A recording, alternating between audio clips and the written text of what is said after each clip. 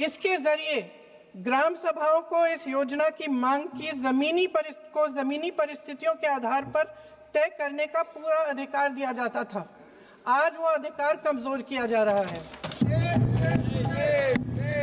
Sir आखिर बात है, एक मिनट, जब आप इस पे पूरी डिटेल चर्चा हो तो आप डिटेल बोलना, इस पे आपकी पार्टी शुरुआत है सर, अभी एक शुरुआत है।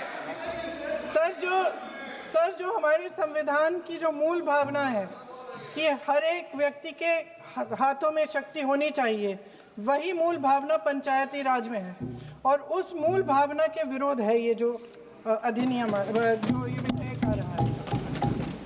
सर इस विधेयक के जो प्रबंधन है जिससे रोजगार का जो अधिकार है, कानूनी अधिकार है, वो कमजोर हो रहा है, वो हमारे संविधान के विपरीत है। सर ये हमारे इसी सदन ने ये कानून बनाया और इसी सदन ने ये अधिकार जनता को दिया है।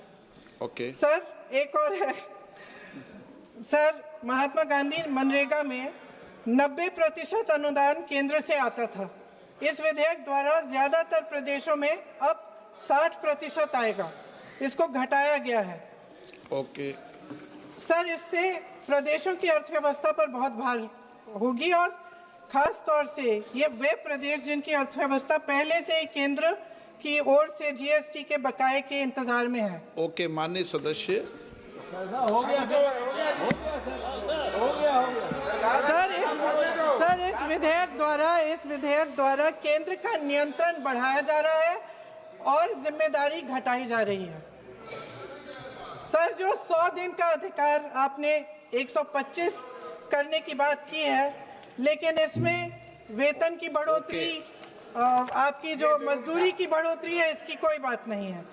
माननीय सदस्यों, सर ये सही बात है कि अभी तक जो बकाया है वो ही पूरा नहीं हुआ है। माननीय सदस्य गणों, मैं आपसे सर आखिरी बात ये है सर कि हर योजना का नाम बदलने की जो सनक है ये समझ में नहीं आती है। सर जब ये किया जाता है तो सरकार केंद्र को पैसे खर्चने पड़ते हैं। माननीय सदस्यों, मैं आपसे आग्रह करता हूं, ये सर आप पोस्टर रख दे नीचे। मैं ये रख दूं? नहीं, आप पीछे वाले माननीय सदस्य, आप 72 में नियम में विरोध कर दें आप। ठीक। सर आखिरी पॉइंट है कि बिना चर्चा के, बिना इस सदन की सलाह लिए इस तरह से जल्दी में विधेयक को पास नहीं होना चाहिए। सर ये विधेयक वापस लिया जाना चाहिए। इसके बदले में सरकार को एक नया विधेयक पेश करना चाहिए। खत्म करूं? महात्मा गांधी जी मेरे परिवार के नहीं थे, लेकिन मेरे परिवार जैसे ही हैं और इस पूरे देश की यही भावना है सर। सर इस पूरे देश की यही भावना है। माननीय सर आखिरी